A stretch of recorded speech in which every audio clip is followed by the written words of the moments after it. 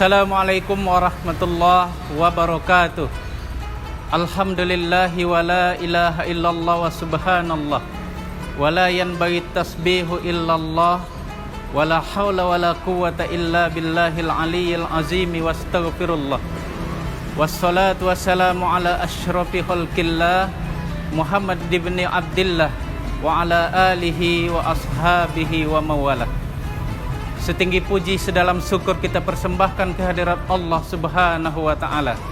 Berkat iman dan kesehatan dari Allah Subhanahu wa taala, kita kembali dapat menunaikan ibadah puasa dan ibadah-ibadah lainnya dalam rangka mendapatkan butir-butir pahala untuk meraih ridha Allah Subhanahu wa taala. Selawat dan salam kita hadiahkan buat junjungan alam Nabi besar Muhammad sallallahu alaihi wasallam dengan lafaz Allahumma salli ala Sayyidina Muhammad wa ala ali Sayyidina Muhammad. Hadirin kaum muslimin sedang berpuasa yang dirahmati Allah Subhanahu wa taala. Dalam kesempatan yang mulia ini, izinkan saya mengajak kita mengevaluasi diri, menganalisis, menilai sejauh mana ibadah yang kita lakukan selama ini mampu membentuk sikap kepribadian kita. Ini pertanyaan dasarnya. Meski terasa berat, harus jujur kita akui bahwa antara ibadah dan sikap kepribadian kita masih jauh panggang dari api. Ibadah kita masih kerutinan tersendiri, sementara sikap kepribadian kita juga berjalan dengan sendirinya, tanpa ada korelasi, tanpa ada hubungan sebagaimana seharusnya di antara keduanya. Akibatnya, kita sering menjumpai dalam sosok kemusliman kita ada orang yang rajin sembahyang, tapi kemungkarannya juga lumayan. Yang sembahyang dia, yang mencuri juga dia. Ada orang kalau puasa kelihatan alim, tapi tidak mempunyai kepekaan sosial, sama anak yatim cuek, sama fakir miskin ganas. Ada orang yang fasih baca Al-Quran, tapi lihai juga menipu orang. Padahal jika Allah memerintahkan sesuatu bukan tanpa tujuan, Rabbana ma khalaqta hadza batila. Sungguh Tuhan kita menciptakan sesuatu tidak ada yang sia-sia. Jika Allah memerintahkan kita solat umpamanya, sebagaimana dijelaskan dalam surat Al-Ankabut ayat 45. Utlu ma uhiya ilaika minal kitab. Bacakanlah kitab kepada mereka Al-Quran. Wa aqimis sholah. Dan dirikanlah solat. Apa tujuan solat tersebut? Sudah dijelaskan dalam ayatnya. Inna sholata tanha anil fahsai wal munkar. Sesungguhnya solat bisa mencegah perbuatan keji dan mungkar. Begitu juga ketika Allah memerintahkan kita zakat, tujuannya juga sudah dijelaskan di dalam ayat perintah zakat tersebut. Dalam surat At-Taubah ayat 103, Allah berfirman, Huz min amwalihim shadaqatun tutahhiruhum wa tuzakkihim biha. Ambil zakat sebagian dari harta mereka. Apa tujuan dari zakat tersebut? Untuk mensucikan dan membersihkan mereka, membersihkan dari sikap tamak terhadap harta, sikap sombong, sikap tidak peduli dengan orang lain. Sehingga dengan melaksanakan ibadah zakat, semua sikap-sikap yang tidak baik itu bisa dimusnahkan dengan ibadah zakat.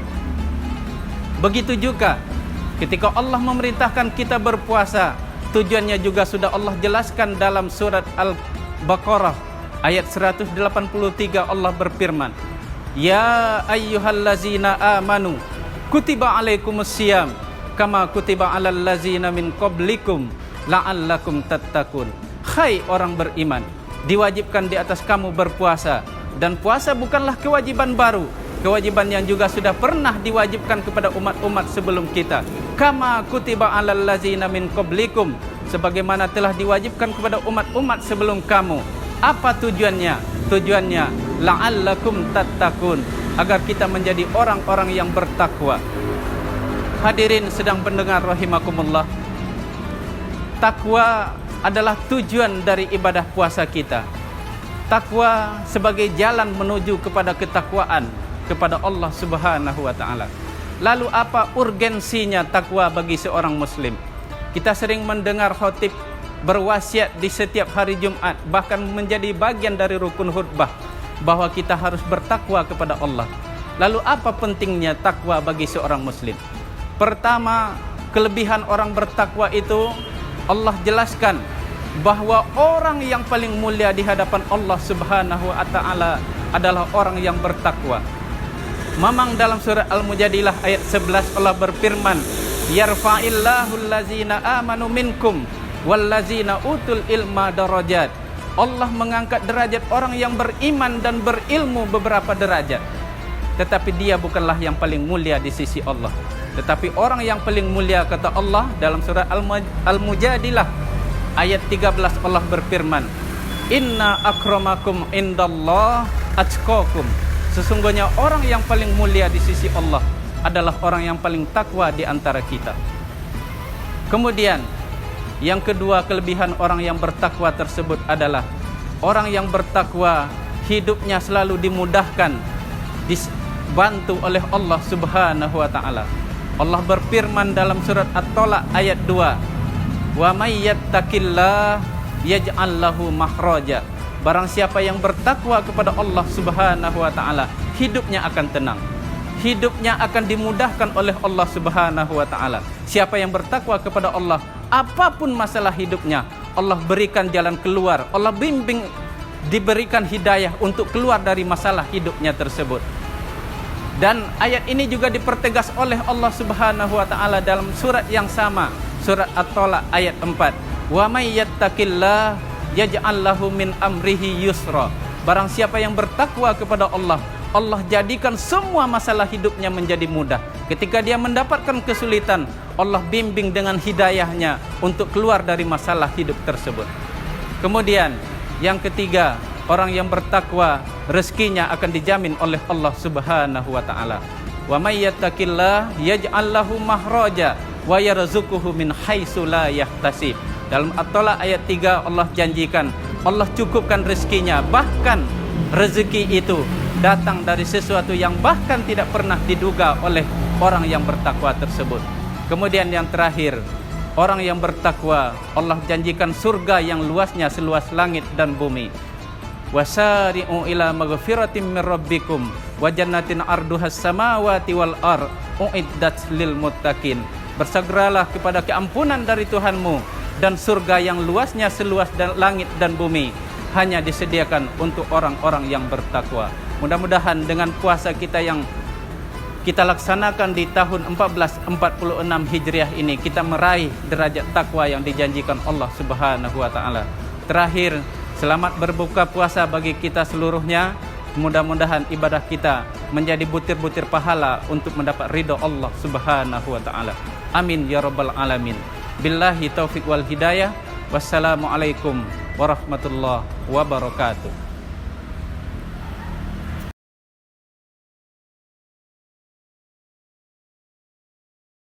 Allahu akbar,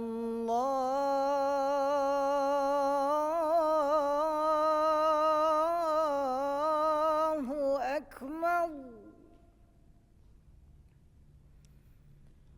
Allahu akbar,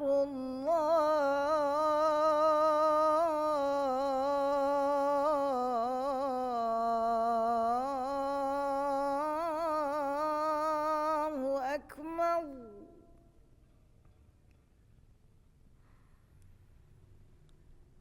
Asyhadu an la ilaha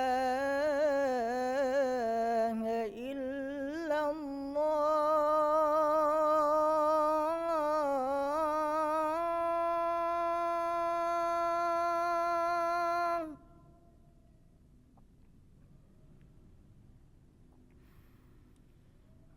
Asyhadu an la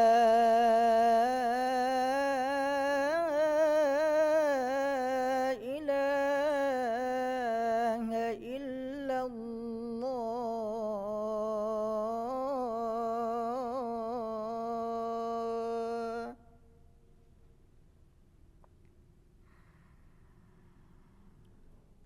Asyhadu anna Muhammadar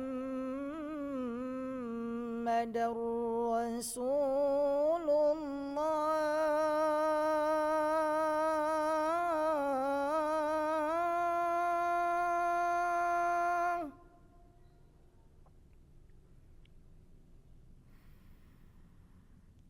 أشهد أن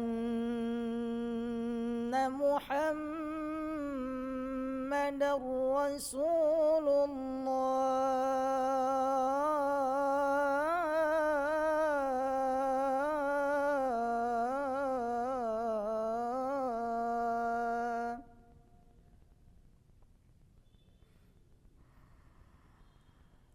حي على الصلاة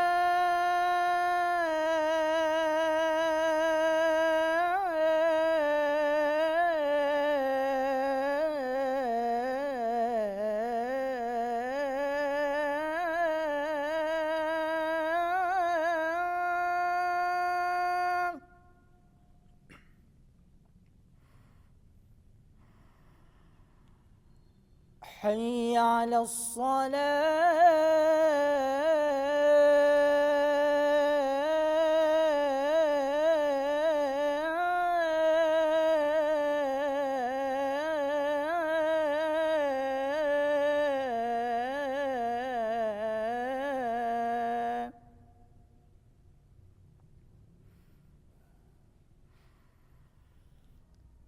حي على الفلاح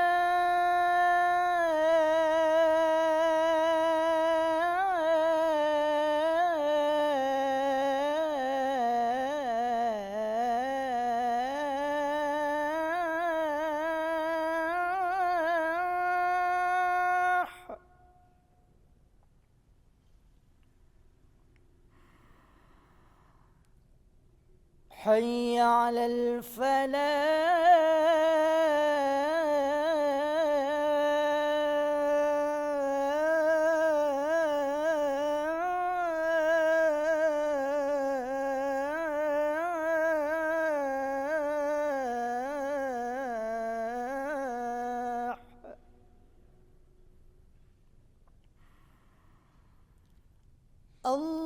الله أكبر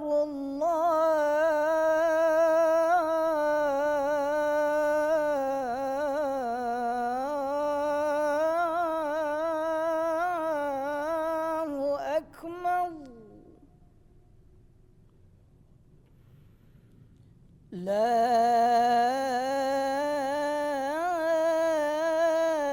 لا إله إلا الله